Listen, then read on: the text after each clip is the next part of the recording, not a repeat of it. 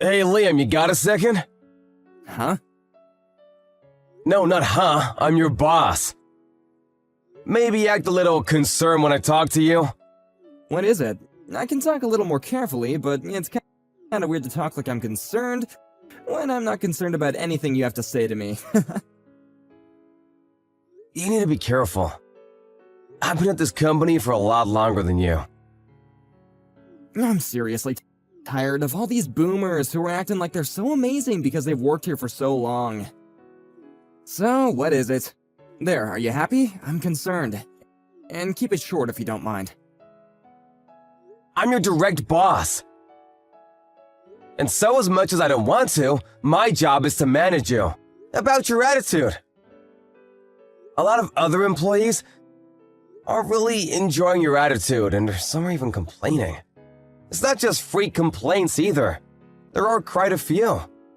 I'm really hoping you'll change your behavior.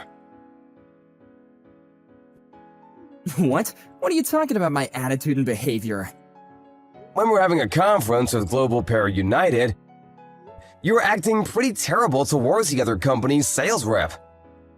When you behave like that, you put our company and our jobs on the line. You came into our department earlier this spring, but we've been working with GPU and their sales rep for quite a long time now. Please, be on your best behavior and try not to be rude to him anymore. What?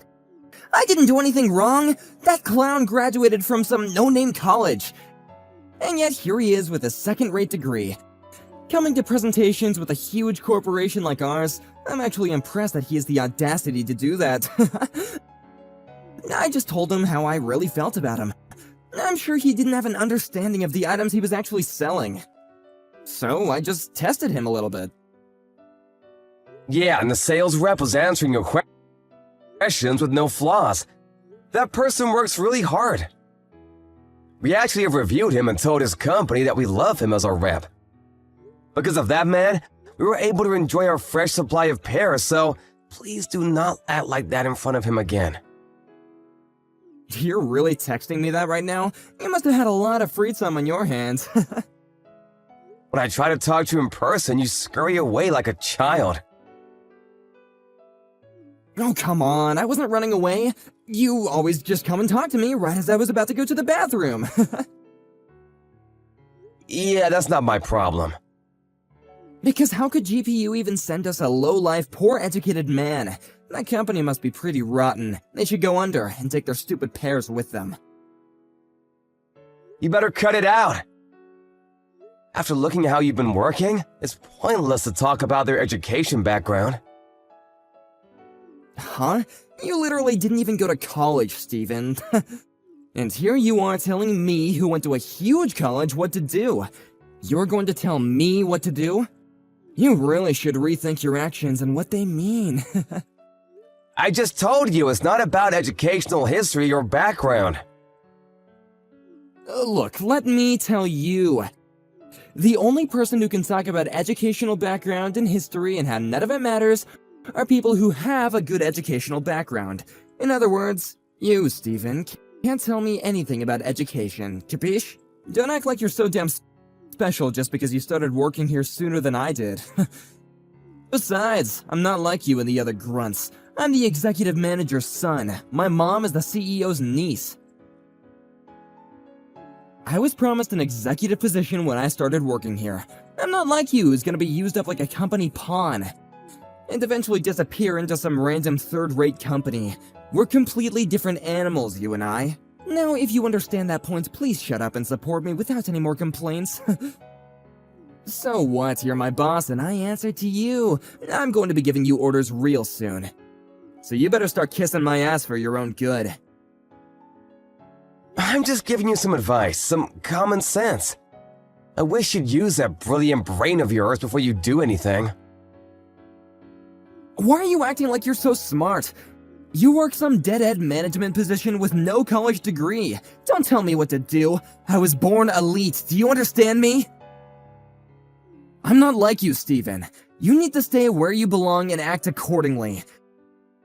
You just support your elite overlords. Are you sure you should be talking like that? What? After you left earlier, we were all talking about something in the office. What? You really don't know, do you? The executive manager is being accused of sexual harassment and adultery. What? What are you talking about? My dad would never do such a thing. Apparently, one of the new hires spoke out about it. HR is doing their research about it. Apparently, he's being quite interested in a lot of the new hires, and now they're about to punish him because there were too many complaints. What? There's no way. The CEO is pretty ticked off too. He was angry that he would use his position of power to abuse newly hired women. My dad wouldn't do that. And the person who was spurring on the new hires to spend time around your dad, yeah, that was you, wasn't it? Huh? What are you talking about? You would call up the newly hired women and had them talk to your father on purpose, right?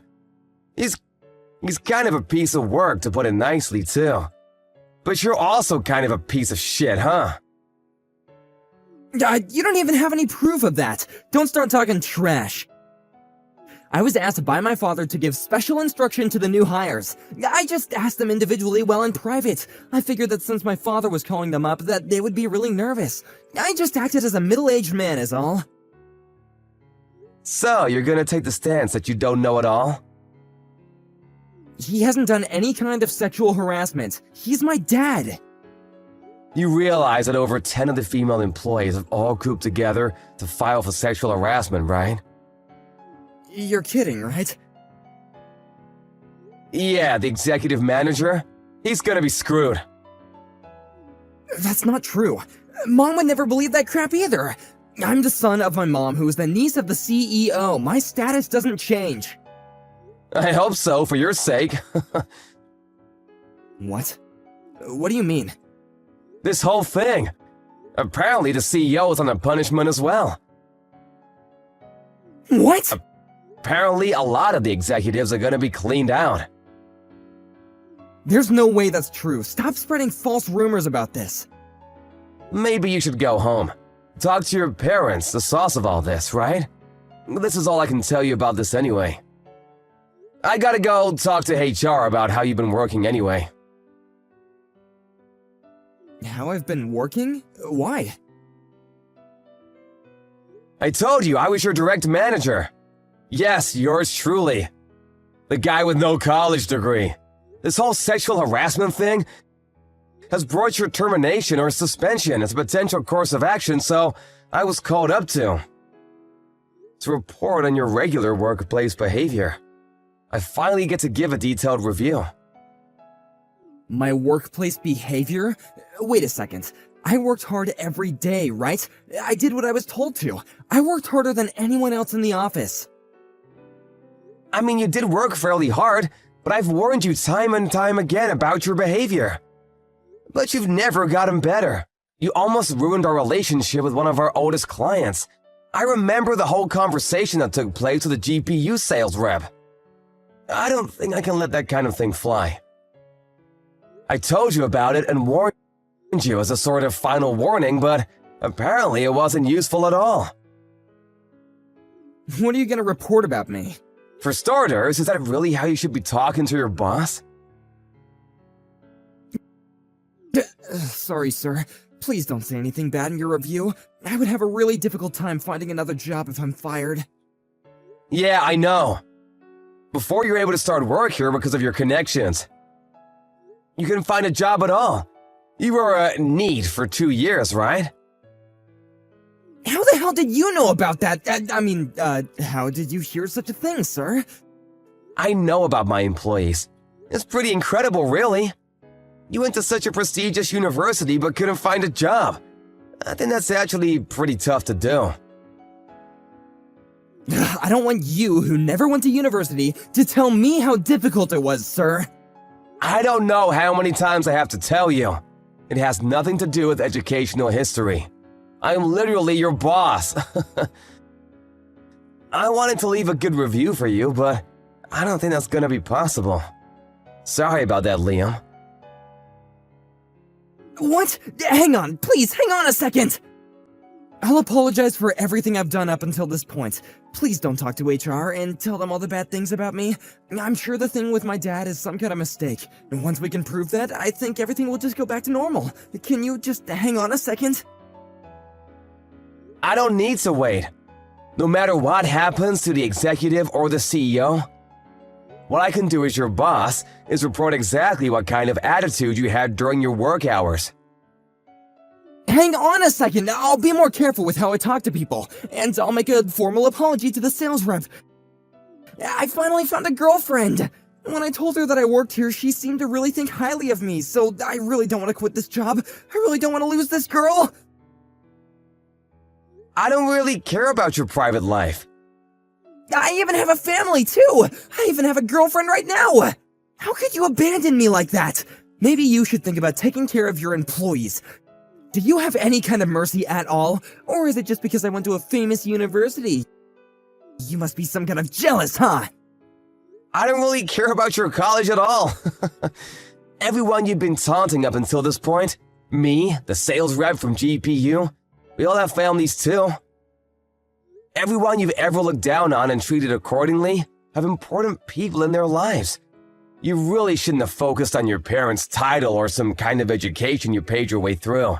You should have focused on your personality instead. Well, I didn't know you for long, but goodbye.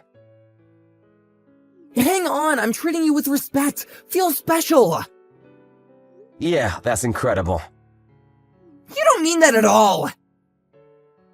Yeah, you're kind of just a bother at this point. I'll talk to you once you're at work. If you still have a chance to talk, that is. After that incident, a lot of different crimes started showing up that the executive and his son were involved in. The executive cabinet were all being swapped out. Liam was able to avoid being prosecuted, but as a result of the honest reporting from Mr. Stephen, he was going to be moved away to a factory that was far from corporate. He started working as a sales rep there and ended up stumbling into the sales rep from GPU. He tried to apologize, but because of Liam, the relationship with GPU was pretty bad. The factory had closed down as a result. It's important to treat everyone you come across with respect, no matter who you are or who they are. Sarah, how are you? The funeral you held for your mother was lovely. It must have been a lot to deal with in such a short time. I'm sure she would have been very happy with it. Thank you for coming to pay your respects, Emily. It means a lot to me that you came all the way to see her.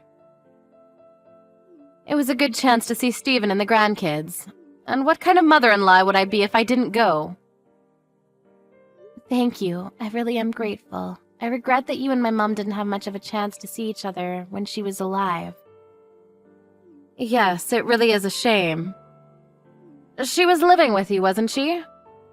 It was the first time I'd been inside your house, so I was surprised to see how big it was. It's a wonderful home. We already had the kids when we decided to live with my mums, so we had it built so that it would feel more spacious and open. We knew that the boys would need more space when they grow up, so we took that into consideration too, but it feels so big and empty now that my mom is gone. That must be hard on you. But you're so lucky. Our house is cramped. I feel trapped all the time. I don't know about lucky. You're living with Stephen's second eldest brother at the moment, aren't you? Yes, and it's horrible.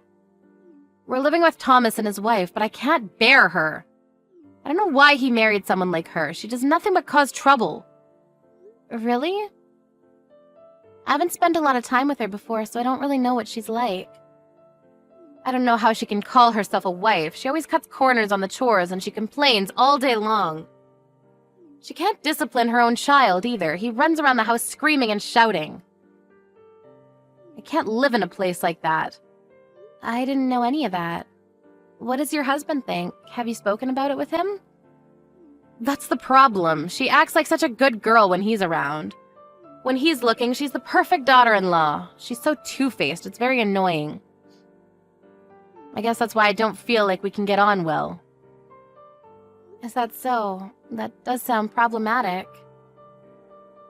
It was a bad idea to start living with Thomas and his family to begin with. There was no way all of us would fit in such a small house. I don't know how they thought it could work. What do you mean? There's 5 of us. My husband, myself, Thomas, and his wife and son. Of course we can't survive in such a small house. It's only natural that we get stressed out by one another. We all need our own private space. I never knew that the situation was that bad. Is it really that stressful living together? Of course, I'm fine with living with Thomas since he's my own son, but I don't like that woman. She irritates me to no end. Every day there's something new to be annoyed about because she's so noisy about every single little detail. She won't even wash my or my husband's laundry with their families and expects me to do it by myself. Can you believe that? There's no point in living with them if she doesn't do anything for us. We're letting her live with us, so she should be a little more grateful.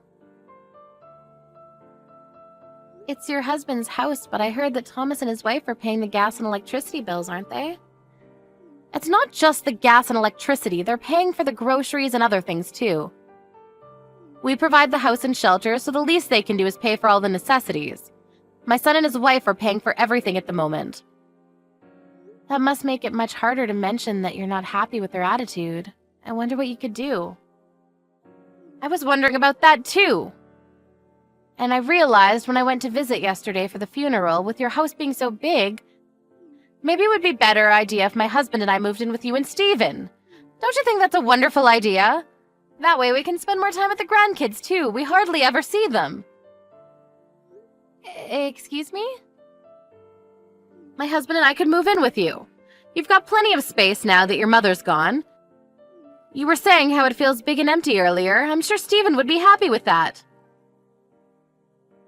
I don't think that's the problem.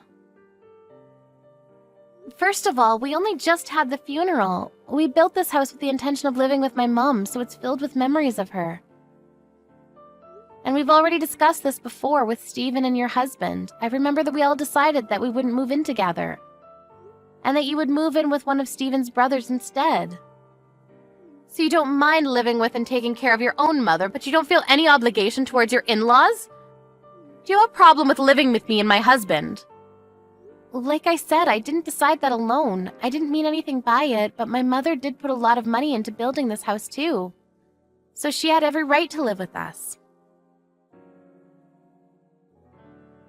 She's gone now, but the kids will be getting much bigger from now on, so Steven and I have already made up our minds that we'll stick with the first decision and not live with you both. I'm sorry if I've made you feel unwelcome, but that's just what we've decided. And what would you do about your current house? Are you going to give it to Thomas and his wife? I don't want to give them our house, but your house is much bigger and it's new too. It'll be much easier for us to live in. I think it's a good idea for us to move in with you and Steven. I'm really sorry, Emily, but I don't think that's possible. Living together will be a bit difficult for a lot of reasons. Why? What's the matter? What reason could you have to not live with us? Haven't you already spoken to Steven about this? Steven himself was saying that he didn't want all of us to live together. He was quite insistent on it. He always said that he didn't want to live together with his parents. This is why I have problems with you all. All 3 of the daughter-in-laws I have, and not one of them is respectful towards me. There's always one of you saying something insensitive like that. I thought that you were better than the other 2, but you're just the same. You don't think of us as family at all, do you? You're horrible.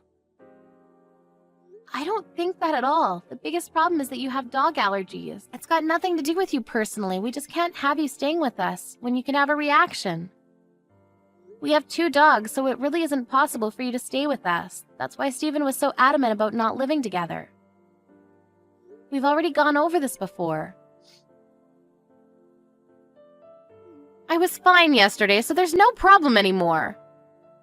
That was because we had the dogs stay with a friend yesterday while we had the funeral. We didn't want them causing trouble, and we knew you were coming, so we took precautions. Then the solution is simple. Why don't you let that friend of yours keep them? That way there'll be no problem for me to live with you. I'm sorry, what? You want us to just give up our dogs? Your husband's parents should be more important than some stupid dogs. Are you being difficult on purpose? If you want to keep your dogs, then you're just being selfish. Why don't you understand that you should prioritize us over everything? Please stop. I've had enough of your ridiculous comments. We won't let you live with us, and that's final. Do you realize that it's not your daughter-in-laws that have the problem, but you yourself? I know that you were living with Keith, your eldest son, until a few years ago. I also heard that you had problems with his wife, too. And that they had to go live elsewhere because of the stress she suffered. They moved out because they didn't want to live with you anymore. That wasn't my fault. You can't blame me for that. That was all her fault. She was flirting with my husband and trying to use him. I just made it clear that there are things she shouldn't do. On top of that, she didn't pay for anything when she first was living with us. She was asking us to pay half of the groceries and pay for half of the bills, just like Thomas's wife. I couldn't believe what I was hearing. She was requesting that we pay for things, even though we were letting her live in our house. It's not like she lacked the money. Both her and Keith were working. She could have paid for everything, but no, she was audacious enough to ask us to pay for half. I think that's normal. I don't understand what you're complaining about. Pardon? If you're going to live together, then it's only a matter, of course, that everyone puts some money forward. We were letting her live in our house. Why should we pay for anything? She should have been grateful she had a home. Why don't any of you understand that? All you want is money. My mom was paying for her own groceries and things. It was only fair since she was able to work still and had savings. It helped out a lot. She paid part of the cost of building this house and bought her own furniture instead of asking us to buy things she wanted. I don't care what your mother did, and Thomas is fine with paying for everything. Keith and his wife should have done the same. They're the ones being unreasonable. I heard that your husband is paying part of the bills at the moment. What are you talking about? Didn't you know? Because of the trouble you had with Keith and his wife, your husband's been paying for half of the bills and the groceries in secret. He's been handing it directly to Thomas. I didn't know that. Nobody told me anything about that. Why would he do that behind my back? He was apologizing to your son's wives on your behalf. Why? Why should he apologize? There's nothing to apologize for. He was apologizing because of the way you treated them and how you accused them of being gold diggers because they wanted you to pay for your own part. Even though it's not like you would be paying from your own pocket, you don't even work. So the one that would be paying is your husband. He apologized for how you forced them to cover all the bills and asked them to forgive you for your attitude. The only reason why they're being patient with you is because your husband is being so sincere. That's ridiculous. I'm right. Why should he apologize when I'm only saying what needs to be said? I just got a reply from Steven and he told me to tell you that he'll call you when he gets back home from work. Steven said that he'll call me about moving in with you. And about your inappropriate comments, I think. Are you kidding? What inappropriate comments? It's only been a week since my mom passed away, but you're already talking about moving in because our house is much nicer and bigger. Don't you think that that's a bit too insensitive? I haven't been able to call or talk to him in person about it yet, but I can tell that Steven's pretty angry. Isn't he going to talk about moving in together? Of course not. There's another major reason why he said that he never wanted you to live with us. It's not just about the dog allergy you have. It's because you stressed Keith's wife out so much that she got depressed. I haven't done anything like that. Whatever happened to that woman was her own fault. Day in, day out, whenever you saw her, all you did was complain about the things she did. You talked loudly about her behind her back and didn't give her a moment of peace. Even though she was working full-time, she still pulled off doing all the chores, cooking, grocery shopping, all because you complained that she wasn't doing enough. She worked so hard to get you to like her, but nothing worked. I heard that you often threw away the dinners that she made for you and cooked your own. No wonder Steven doesn't want you to live in the same house as me. I was still young back then. I couldn't help it. That's your excuse for driving a person to depression? Do you really think that that's acceptable? It's about time you answered for what you've done. What are you talking about? Is anyone at home with you today? Now that you mention it, it seems awfully quiet. Thomas's wife and his son are always so noisy, but I don't hear anything. I wonder if they've gone out. What about someone much closer to you? Someone much more important? Wait, I don't think my husband is home. I'm completely alone. Do you know where Richard is? He hardly ever goes out this late. What's going on? I hate to be the one to tell you, but your husband and Thomas's family have decided that they're going to move out. What? I don't understand. We have a home right here. It's small, but there's no need to buy another place. My husband and I can move in with you and everything will be perfect. They say that they're going to move into a bigger apartment, just the 4 of them. You can't be serious. I haven't heard anything like that. I don't think they've told you. What am I supposed to do? Where do I go? The people you consider noisy have moved out for you, so you can stay in the house you've always lived in. Legally, it's your husband's, but if it's you by yourself, I'm sure it'll feel much bigger. That's what you wanted. I'm sure you'll be more comfortable by yourself. Who's going to take care of me? What am I supposed to do? Cook and clean and do grocery shopping all by myself? Why isn't anyone picking up the phone? I don't understand. They've all abandoned me. I guess they all got tired of enduring your abuse. We don't live too close, so I've never had to spend a lot of time with you.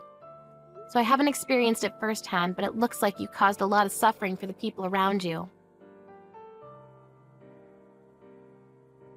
And since you have no consideration for the fact that I'm currently in mourning, I can only think that you're as self-centered as I've heard. I can empathize, but I can't imagine how your other sons' wives must have felt with you in their homes. It's unpleasant just thinking about it, so I think I'd like to keep my distance as well. I found divorce papers on the living room table. Sarah, what should I do? How can I make them come back? I can't do anything by myself. I think you should give your husband the divorce and let them live in peace. It means you have to pay all the bills and do all the housework by yourself. But that's what you get for not being thankful for all the support you've had up until now. Your husband is graciously letting you live in the house he bought after all. Why shouldn't you pay for everything yourself?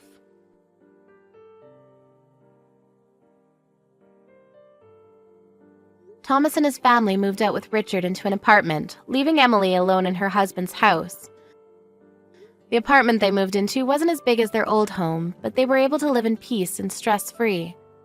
So they all got on well and took care of one another. On the other hand, Emily had no choice but to divorce her husband at a late age. She tried begging Stephen and Keith for help, but her eldest son had already had enough of his own mother after she caused his wife to get depression and had cut ties with her a long time ago. He didn't answer any of her calls or her pleas for help. Stephen was furious with his mother after he found out how insensitive she had been towards his wife and told her to never call them ever again. Because of her own actions and her attitude towards the people that loved her, Emily ended up living a solitary life.